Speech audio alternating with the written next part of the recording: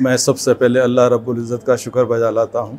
उसके बाद ये मेस एकेडमी IIT नीट एकेडमी का बेहद ममनून और मशकूर हूँ। ऐसे तो शहर में बहुत सारे इदारे हैं जहाँ बच्चों को ख़र्च करके जो तालीम दिलाई जाती, उसके बावजूद भी बच्चों पे कोई मेहनत नहीं की जाती। बच्चे हमारे जो है अपना फ्यूचर बर्बाद कर लेते। इस एकेडमी में ना सिर्फ बच्चों का फ्यूचर बनता है बल्कि उनकी दीनी तालीम तरबियत भी होती है। इसके लिए जो है MS एकेडमी काबिल मुबारकबाद है। For more details, please visit our website.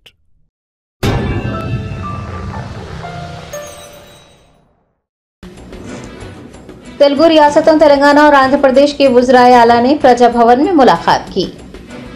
Ban रियासती मसाइल के हल के लिए रियासत तेलंगाना के वज़ीर आला रेवंत रेड्डी और रियासत आंध्र प्रदेश के वज़ीर आला नारा चंद्रबाबू नायडू ने प्रजा भवन में मुलाकात की। तक़सीम रियासत के मसाइल हल करने के पस मंज़र में मुनक्किद किया जाने वाला ये इजलास इंतहाई अहमियत का हामिल माना जा रहा है।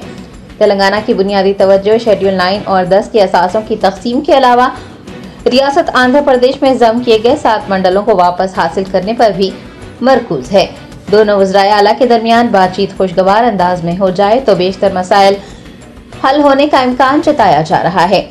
प्रजा भवन में होने वाली मुलाकात में आंध्र प्रदेश के वज़ीर आला नारा चंद्रबाबू नायडू, वज़रा के दुर्गेश ए सत्य प्रसाद, BC Janardan Reddy, chief secretary के अलावा 2 दीगर ओहदेदारों ने, जबकि तेलंगाना के वज़ीर आला रेवंत रेड्डी के हमरा नायब वज़ीर आला मल्लू भट्टी विक्रमार्का, वज़रा पूनम प्रभाकर, श्रीधर बाबू, चीफ सेक्रेटरी शांति कुमारी के अलावा 2 दीगर ओहदेदारों ने शिरकत की।